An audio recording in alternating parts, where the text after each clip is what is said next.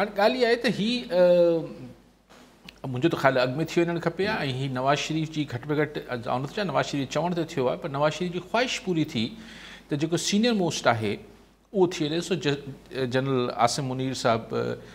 थी आहे लेकिन सीनियर मोस्ट आर्मी में उहिदो जेको आहे उहो chairman chief of joint staff आहे पर उते साहिर शमशाद खे जेको आहे मथे कयो वियो आहे सीनियर मोस्ट ठीकु आहे ॾिसो ॻाल्हि ठीकु थी वई त ही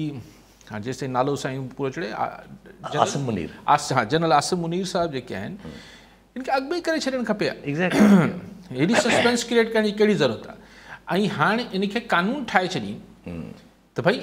हाणे जेको 3 सालनि खां पोइ सीनियर मोस्ट हूंदा उहे थी वेंदा त ॻाल्हि ख़तमु थी वई लेकिन असां वटि इहो न थींदो असां वटि शयुनि खे इंस्टीट्यूशनलाइज़ न कबो आहे असां वटि फ़र्दनि लाइ ऑप्शन्स ओपन रखिबा आहिनि छाकाणि त अगरि इंस्टीट्यूशनलाइज़ थी वञे मामिलो त फ़र्दनि जी पसंदि नापसंदि ऐं डिस्क्रिशन ऐं तरजीह ख़तमु थी वञे थी लेकिन आई होप के हाणे मुल्क में स्टेबिलिटी क्रिएट थींदी उहो सिर्फ़ु उन सूरत में अञा इमरान ख़ान जो संदो रिएक्शन न आयो आहे न हुन वेलकम कयो आहे न हुन को तनक़ीद कई आहे कुझु बि न कयो आहे लेकिन सदर अलवी साहिबु साइन करे छॾी इहो हिकिड़ो सुठो सोण थियो इन जो मतिलबु इहो आहे त इमरान ख़ान जी इहो नथा चई सघूं त सदर अलवी ॿुधी कोन हूंदी मुंहिंजो ख़्यालु आहे सदर अलवी खे हुन चयो न आहे हुन चयो आहे त ठीकु आहे थियणु ॾियो छाकाणि त मुल्क ऐं उमेद त इमरान ख़ान बि छाकाणि कल्ह त इमरान ख़ान चयो पिए त जेको बि नओं चीफ ईंदो हुनखे उहो उथंदे ई तकरारी हूंदो मुंहिंजे कढ पवंदो त मुंहिंजे पोयां लॻंदो ऐं पोइ तकरारी थींदो पर उमेद त ॿई शयूं न थींदियूं इमरान ख़ान हुनखे उथंदे ई तकरारी न ठाहींदो ऐं उमेद त इस्टेब्लिशमेंट बि ए पॉलिटिकल ग़ैर जानिबदार रहण वारो जेको पंहिंजी दावा अॻूणो बाजवा साहिबु करे पियो उमेद त उहा दावा जेका आहे बरक़रार रहंदी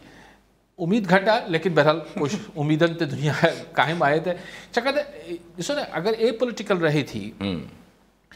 त पोइ ही हुकूमत बि कीअं हलंदी ऐं ईंदड़ इलेक्शन बि कीअं थींदा ऐं छा मुल्क में ही सियासी जेको हिजान आहे इहो ख़तमु कीअं थींदो एग्ज़ैक्टली सो कंहिं न कंहिंखे त ऐं नए चीफ लाइ आउं नथो चाहियां आउं को हुनखे थिंग्स टू डू जी लिस्ट न पियो ॿुधायां ज़ाहिर चीफ आहिनि इंस्टीट्यूशन आहे बहितर सम्झनि था लेकिन जेको बाजवा एरा में जेतिरो इस्टेब्लिशमेंट अंडर क्रिटिसिज़म आई आहे जेतिरी शदीद हुन ते तनक़ीद थी आहे बतौर इंस्टीट्यूशन मुंहिंजो ख़्यालु आहे त उनजी इमेज जी बहाली लाइ कुझु ड्रास्टिक फ़ैसिला